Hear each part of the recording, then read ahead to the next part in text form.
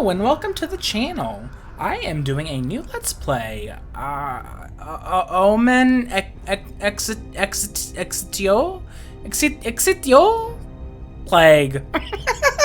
So this is one of those games that has like sat in my Steam library for a very long time. As you can see, I started it a while ago. But I never got far. I don't think I did anything in the game. I like started to see if it worked and I just never got around to playing it. But it seems like it'll be really interesting. I've been kind of wanting to get back to it at some point. So it's some point now is what it is. It is some point. The beginning of a journey. Do I click?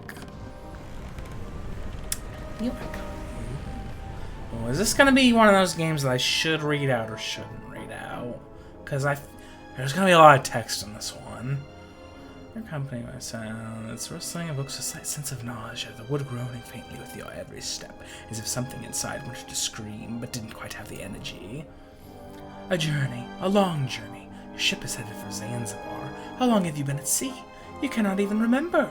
How can you not even remember? I guess if you're there for like months at a time. It feels like an endless haze, dazed and captured by the outline of those unknown waters. But all in all, you don't mind the feeling. After all, you're here to forget. So this is like one of those. This is like one of those like adventure-y, sort of like text-based games. But I think it's cosmic horror-y. I mean, there was a tentacle on the cover, so that kind of gives away that, you know. Jake. My name is Jake Huntington. That is the most. That is a very Sims name right there. In fact, I'm pretty sure there is a J Huntington in Sims. It's like a default white guy name, if I have to say so. You're a doctor, a researcher, or at least you're proud to call yourself one before your entire world crumbled around you. Why did it crumble? I was fought to save people's lives, but now you face a different battle where you have to kill. Such is the irony of fate. You're enlisted in order to escape from yourself and above all else from the pain. You look out to sea, wondering whether this ship can carry you far enough. Seems suspended during sea travel. Time loses all meaning and extends indefinitely, just like the blue expanse spread out before you. Day after day, we've been watching the horizon ahead, bobbing up and down, up and down. When? Jake, remind me again why we're here. It feels like all this water has my memory clean. That's weird. I was feeling the same way. He can't be much older than 16, and it's just like every other evening he has dropped too much to drink, and he blames the long voyage for his memory lapse. I don't feel much like talking. I'll indulge Ed. Ed seems cool. Oh, Bannon, I've no idea why they're sending us over to this forsaken island on the other side of the world. Let me tell you, I don't even care. All I know is that tomorrow we'll be there. At last. At last. Leave Ed to his goddamn Irish drinking son. And have a low deck. It's time to sleep. Ed is a man of honor. You're lying in your bunk, and just like every other night for the best part of the year, you're having a hard time falling asleep. It's because of the Lovecraft. Toss and turn your sweat-soaked sheets. Until... Jake, are you asleep? Ryan Vespucci, the man in the bunk next to yours. He's the assistant cook, hailing from Italy. Ooh, we've eaten Italian. Suddenly you remember that tomorrow it's your turn in the ship's mess. I'll listen. What is it? I'd like to list the provisions we need in the galley tomorrow. I want to talk to you about something else as well. I've been hearing rumors among the soldiers. Maybe we should discuss this matter tomorrow. Good night. Okay. Alright. The dorm is filled with heavy breathing and loud snoring of your companions. Apparently everyone is sleeping soundly except for you. Turning over in your bed, you find the note Ryan left you under your pillow. I want to read it now. The candlelight flickers in the dark and the words come to life and dance before your eyes while your pupils get used to the faint light of the white wavering flame. Jake, you think you joined the army to atone for your sins, but you're mistaken. You're not headed for Zanzibar by chance. Is Zanzibar a country of evil? Is it a bad place where bad things happen? I can't remember if Lovecraft ever put anything there. It doesn't quite ring a bell for any of his stories. I've read a decent amount of Lovecraft. I quite like it. What you will see over there will change your perspective so much that you will turn to your old profession once again. During this journey, you will discover that you have a friend. It's not Ryan's list. You know that's just an odd prank by your fellow soldiers, but it seems too clever for them. While considering several theories, you finally slip into slumber, gently rocked by the waves. You'll be long into the landing, but this doesn't mean you can escape the kitchen duty. Ryan hands you a bag of potatoes to peel while he starts working on a bunch of carrots, slicing them with skill and accuracy which is second to none, and better than anyone you've ever seen.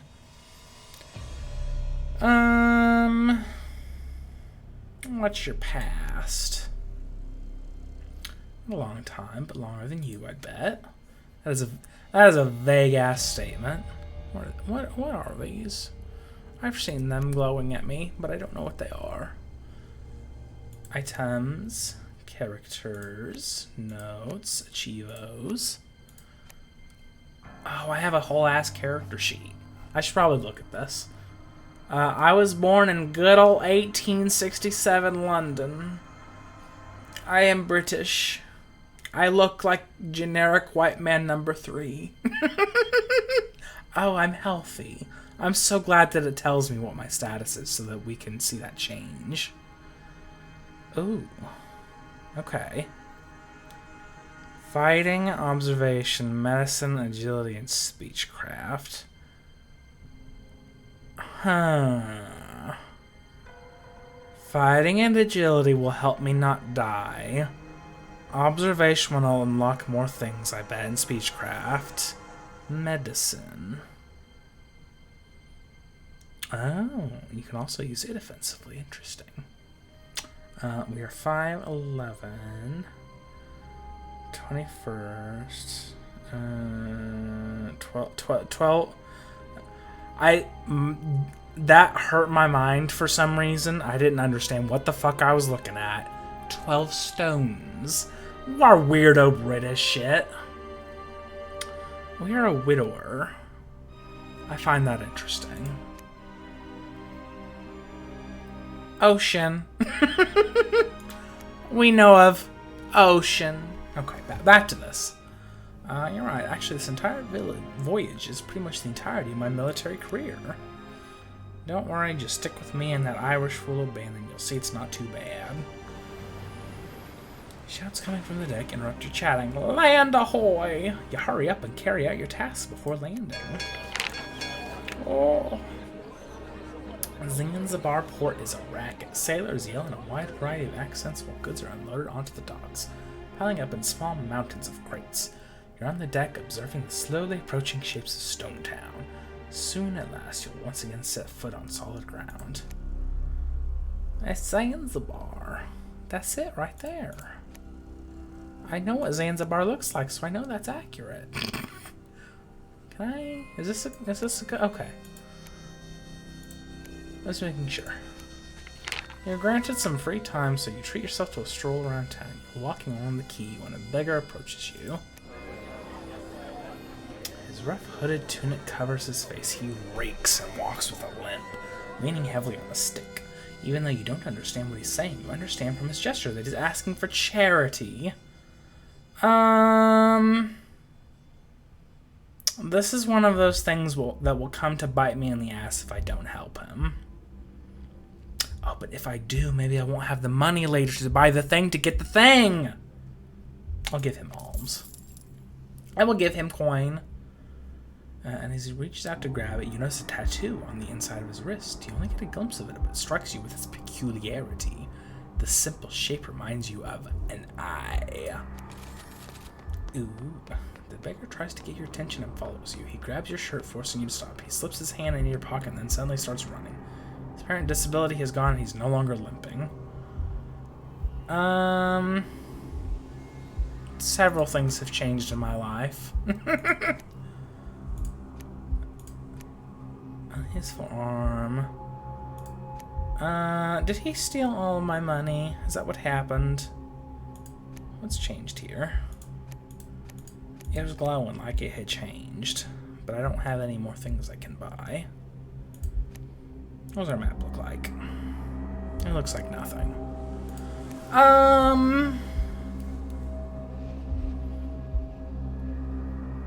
Pay attention. He slips his hand.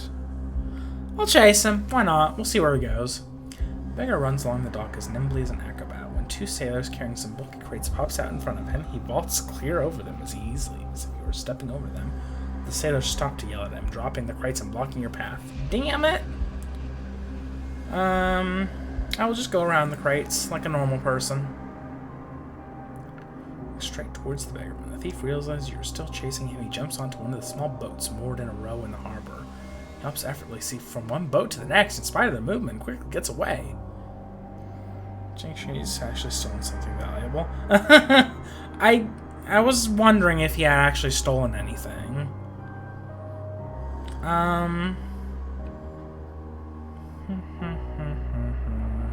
That's the Hildefos getaway if I pick that. I'm gonna go. Fuck it. Hopping onto the moored boats, you manage to keep your balance, but after a couple of rather hasty jumps, you have to stop and slow down or you fall into the water. He's laying on an occupied boat, and the fisherman on board has caught him by the foot. In a bid to stop him, he must take advantage of it to catch up. I will be cautious. Wriggling out of the fisherman's hold before hitting him square. Oh, not in the face. This sends one of his teeth flying in the air. Oh my god. Straight into the brine. Different path from the future. Instead of chasing him, you move to the boat next to you. Shortcut you take lets you skip a couple of boats. You can reach him faster this way and pop up just in front of him. Oh my goodness. That's exactly what I wanted. The man leaps to get back on the dock, but you manage to catch him mid-flight. You both fall into the water. And then tries resisting, hits you, but he seems to have trouble floating. To get back what was stolen from you, the message which was in your pocket. Was the fake beggar just trying to steal some money, or was he deliberately aiming for the message? Obviously! While you're engrossed in your thoughts, the thief manages to escape. You don't bother following him. Yeah, he's fine now. Slowly swim to the dock and get out of the water. And Ryan approaches you on the dock. What the hell are you doing? I'm like, we're supposed to get on the boat, you dumbass. You've been spending all day traipsing after some random guy because he took a note. You follow the half-Italian to the dock of your ship. The trip is examined and soon makes its way into the headquarters. You march with the squadron you were assigned to, lost in your thoughts. You expected an entirely different welcome from Zanzibar. I did. With sweat and blood. Walk up. Everyone on the fight, quick. Not doing voices. I'm not doing it. You open one eye followed by the other. You feel the slow swaying of the sea and the peculiar smell of the ship. Something like unwashed bodies and acrid salt. I mean, that's probably because people are stank and the sea is salty. But it's just for a moment, and within seconds you're on your feet. How many points do I need? One more, baby, one more. Now, should I be reading all these? I feel like I probably should. He's always ready to give you a hand. Irish lad, blonde hair, skinny, tends to become troublesome when he hits the bottle, which he loves to do, but is a trusted companion. But Fair Smith is an excellent captain. He has great strategic skills and has very well the capabilities of all the men under his command. He's a wonderful person, and we all love him. Is Smith the captain of the troop who is yelling at you in the early morning? While Ben groans, he is still not up, and luckily the captain is unaware of it. The cries of Captain Smith could sink a battleship on their own.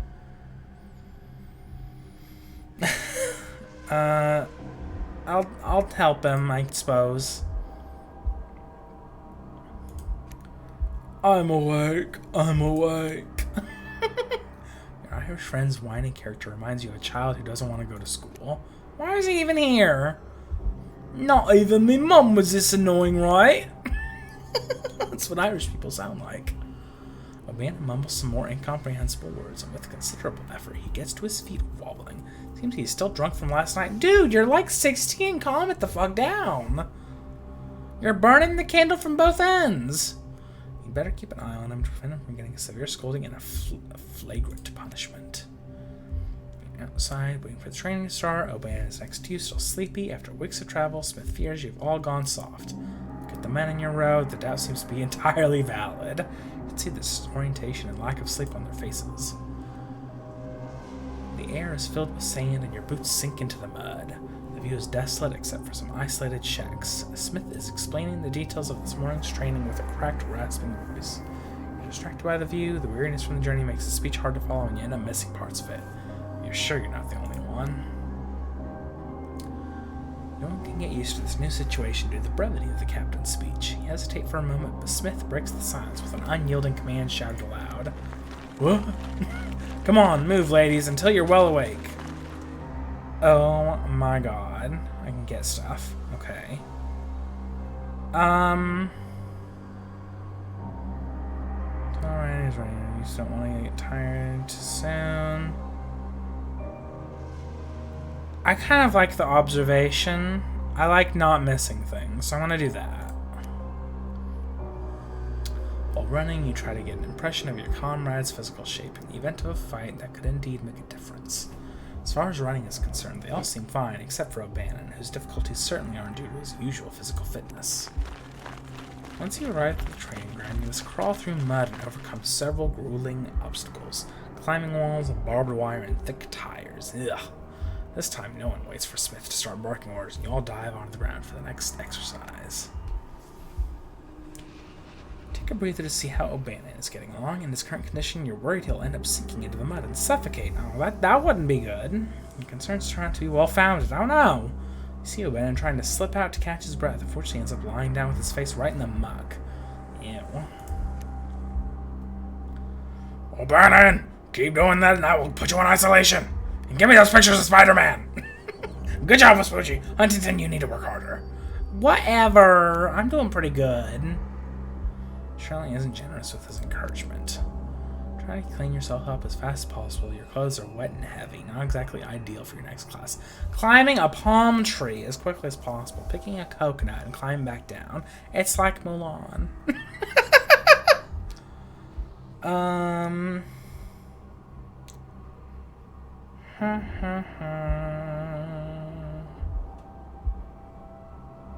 I want to...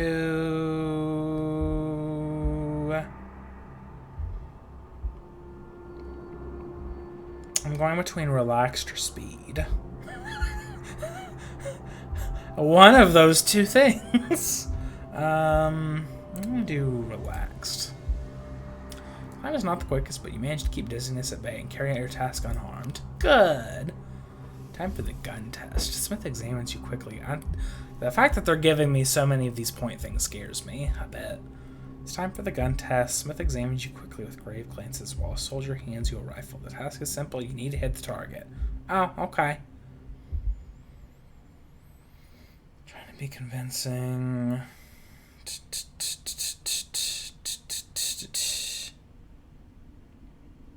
Well, that just sounds like a good thing to do in general. An observation. I mean, just checking your gun before firing. I'm going to do it. Before taking position, you carefully check the rifle for irregularities. Excellent, Huntington! You must always check your rifle before shooting. A jammed weapon in battle could mean death or blow up in your face. Awesome. Great. Oh my god. He told me great shot. After the shooting range, Smith takes you to a large, flat, dusty area. In front of you, there are a series of worn-out cannons. Smith wastes no time in pairing off the men to cooperate in both the maintenance and actual use of the cannons. Probably wants to test your teamwork skills. You find yourself paired with O'Bannon, who joyfully comes to you, stumbling a bit. Dude, you need to get going. Can't the task, trying to prevent O'Bannon from helping you too much. Observe how your comrades are you want to improve your technique and have a better result. I'm going to be authoritarian.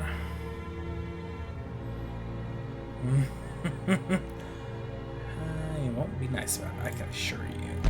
O'Bannon lifts his head and nods, and he manages to cooperate, helping you take a good shot. Smith is not satisfied at all, and he sharply explains, oh, it's time to practice hand-to-hand combat. Naturally, you're paired with O'Bannon. Well, I can knock him off his ass. He's still a bit dazed, but at least he's standing. He seems a little bit more aware. Okay. So you get to carry out the task. I'm just gonna go for it. Fuck him. Let's go for it. O'Bannon tries to tease you, but you don't listen and jump on him. You hit him a couple times, but try not to hurt him too much. The Irishman falls to the ground and he can't even stand up again. The fight has ended rather quickly. I'm scared that they're giving me so many opportunities for these. Like, what even? So I've got... I've been pretty... just getting all of them at this point. I haven't done anything in agility. That'll be what kills me. It'll always be the thing that I didn't get. Smith stares at you for a couple seconds, then he mumbles something, but he seems pleased. He orders you to get started on the next test. Once again, you have to practice hand-to-hand combat, but this time your opponent is Vespucci. You both know he's stronger than you.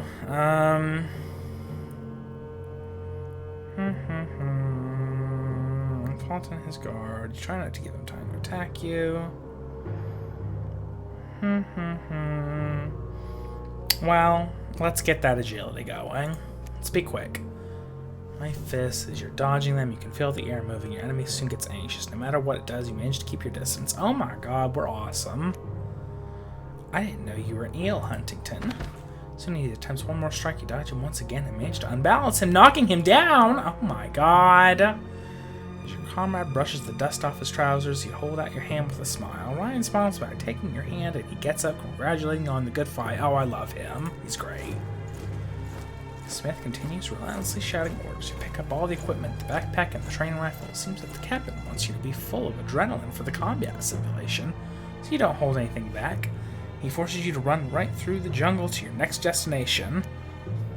There's a lot of training. You glance at O'Bannon and notice his arm's bleeding. Well, we have to fix it. Wait, Ed, what happened there? Answer with a smirk, gesturing at him to come towards you. Try to patch him best as you can. You can look after his injury later with greater care. Stop, you got hurt during our fight. Wash the wound and bandage it. I feel like we shouldn't just... maybe that would be the right thing. Probably give us more medicine.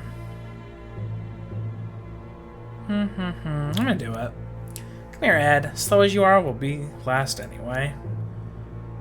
Bannon mumbles and smirks, but he gives you his arm. He'll lift his sleeve and check the wound. It's not too bad, but it may get infected here in the dirt. Oh, we don't want that. Clean it with your canteen water and wrap it up with a handkerchief. When the training is over, you'll take another look at it. You and Bone Bannon are the last to reach Captain Smith's prearranged spot, both panting and red-faced. You're welcomed by a barrage of insults, which Smith spits at you, both with equal parts saliva and venom. So mean. The squadron moves on together, but without you, O'Bannon and Vespucci. You fell behind to deal with your friend's wound, and the Italian wanted to assist you. He's always ready to help.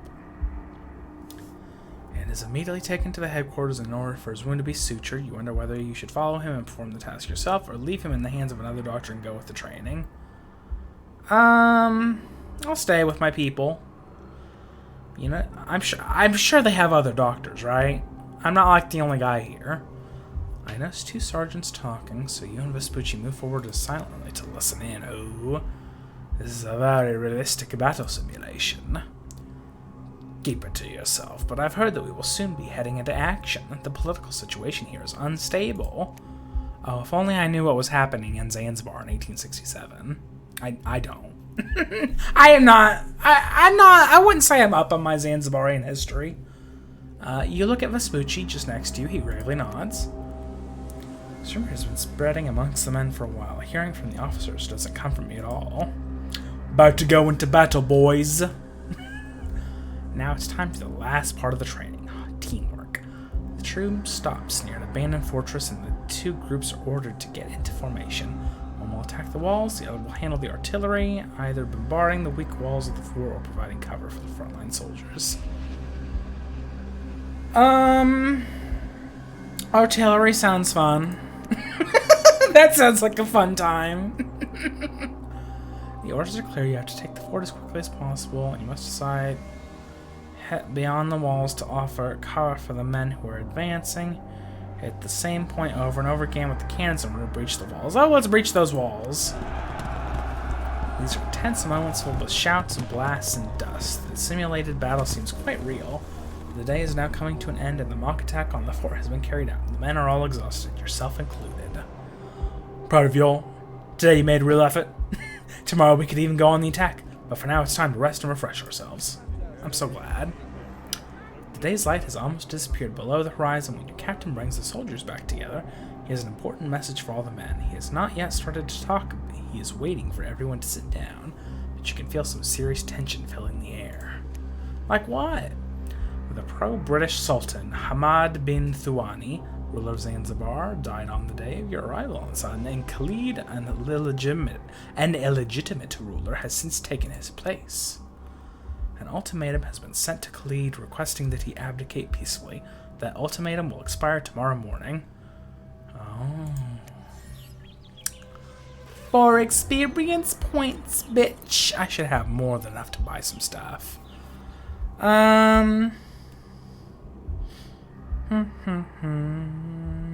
Oh, it costs more each time. God damn it.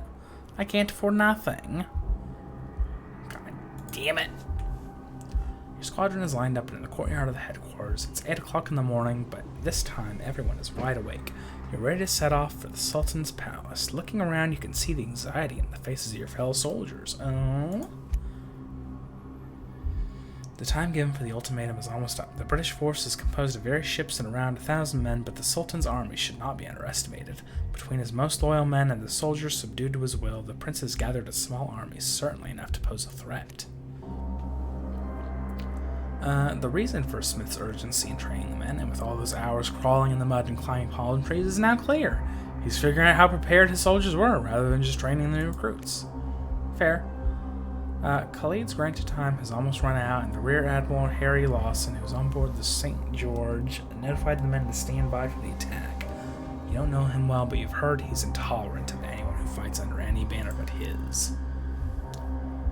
It's General Lloyd Matthews who begins the attack, ordering his men to open fire upon the Prince's palace, well known for his extraordinary willpower and determination. Matthews has just one goal in his fight, to unseat the usurper as quickly as possible.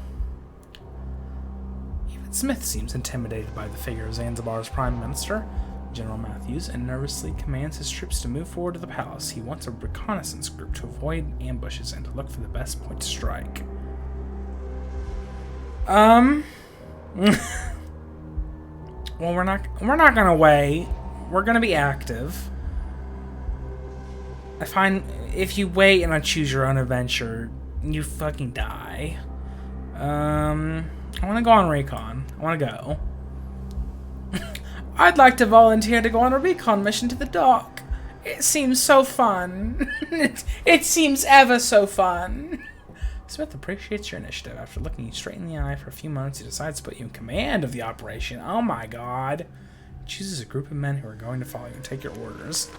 Well, that's kind of scary. You lead your group, running close to the palace walls and sliding along with like thin shadows in the daylight. You place yourselves near the shore, hiding behind the dunes, where your backs barely sink into the sand, and your watchful eyes can have a view of the entire dock. All around you, the sound of cannons echoes from the allied ship, which are wiping out the opponents. You lean out of the scene around, checking the situation around you. We've done nothing yet. Do they really need to be encouraged? Let's look around. Yeah! With a rapid glance, you realize most of the Sultan's artillery has been neutralized, and the English ships have bombarded the shores, annihilating any resistance. Many locals are dead, and you watch as the injured are being carried away. In the distance, not far from the dock, you see the only enemy ship sinking, mirroring the situation on the land. Oh yeah. Can I do anything now? I can do nothing. I can afford nothing. The whole situation seems to favor the British Army. Of course it does. So you decide to retreat to the palace gardens. This way you can support your allies in the battle, which is almost at its climax. While you move forward, you meet your allies on their way back. They're euphoric, and when they see you, they flail their arms around with joy. Oh. The war for the Sultan's palace has turned out to be a surprisingly short-lived affair. After only 45 minutes of steady cannon fire, the British army has forced the Sultan and his men to surrender. Despite the brevity of the battle, you're happy with yourself and how you managed to contribute to the victory. Good for us. At the end of the fight, while he addresses the troops, Smith unexpectedly addresses you in front of the other men. Oh my god. Huntington, you did well in the battle. I didn't know you were leader. I didn't realize it myself, sir. I didn't know. I got 4 points. That's enough. I can get something. Finally. I want to be better at talking. I want to be the best at talking. You head towards the headquarters with your troop. You walk away from where the fight took place and turn to look at the Sultan's palace, which is still surrounded by smoke from the battle. The ruins collapsing upon themselves, causing clouds of sand and dirt, while you see the British ships in the distance peacefully sailing away in the background. What a wonderful sight. You fell behind. The rest of the troop are now far ahead. You speed up to reach them when an elegantly dressed man approaches you on the street. The stranger takes his hat off in greeting, and he speaks to you with a German accent. Mr. Huntington, could I trouble you for a moment of your time? You are confused. You've never seen this man, as far as you can recall. You stop on the street staring at him without uttering a single word while the crowd seems to Why? Boy, the embarrassment of an uncertain situation. What's happening? Finally, your mind manages to find a concrete answer while your mysterious interlocutor waits with great patience with his hat held to his chest. I'll be gracious and polite. Pardon me, but do we know each other? Forgive my rudeness. My name is Meyer. Nice to meet you in person, finally. What is that supposed to mean?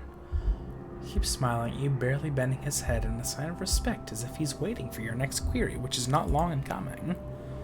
The pleasure is mine, Mr. Meyer. May I ask you how you know my fucking name? You see, Mr. Huntington, I'm here on behalf of people who deal with public health. The gentleman group I belong to is very interested in what happens around it and in the whole world. You, we know, of course, by reputation. What? You are just one of the many doctors in London, and you're not even sure whether your neighbors would recognize you. Meyer's German-accented speech stops the flow of your thoughts. I had hoped to talk to you if you have time, of course. No, we gotta talk to him. I certainly accept. The British Army will leave without me, obviously.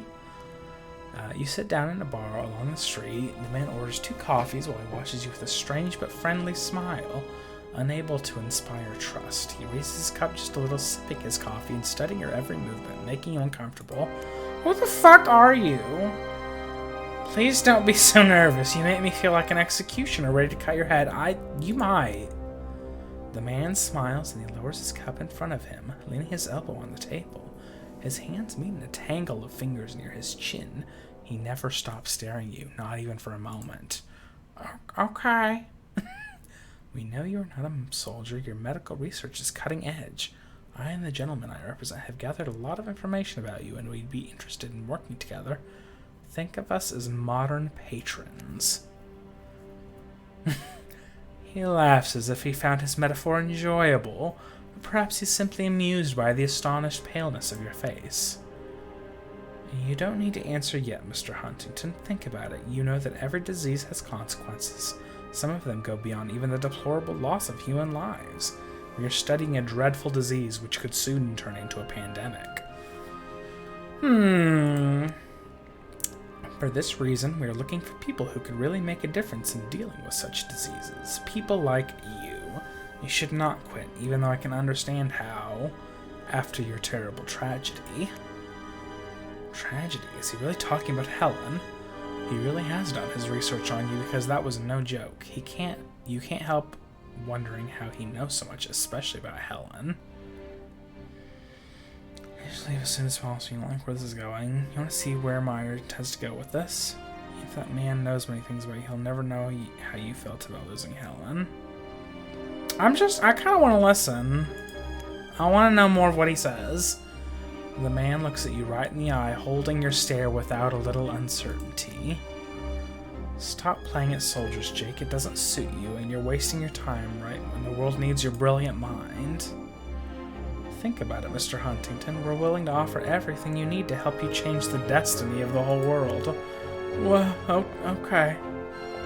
The man waves goodbye to you without granting you the chance to respond, vanishing into the crowd like a ghost. This meeting has left you pensive and distraught. It seems Meyer wants your collaboration, offering you his help, yet there's something about him that doesn't convince you. Too many secrets and oddities. You enlisted to forget Helen and the illness which took her away from you, but your efforts have been in vain. Your wife would have never wanted you to quit your job, yet not being able to save her destroyed your self-confidence and left you consumed by doubt and guilt. Now it seems the past is trying to reach out to you in some way. As it often does. Then you remember the message. You'd like to ask Meyer whether he sent that warning. You regret not having thought of it before, but it's too late now. He is already long gone.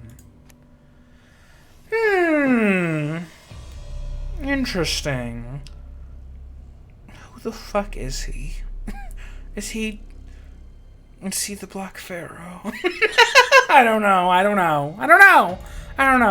I'm gonna save it here though. I think that's a good place to stop. Yeah, you gotta take it where you can find it. But anyway, I hope you're enjoying this. This seems rather interesting. I haven't played a game like this in quite a while, like an actual text-based choose-your-own-adventure sort of thing. So I thought it'd be fun.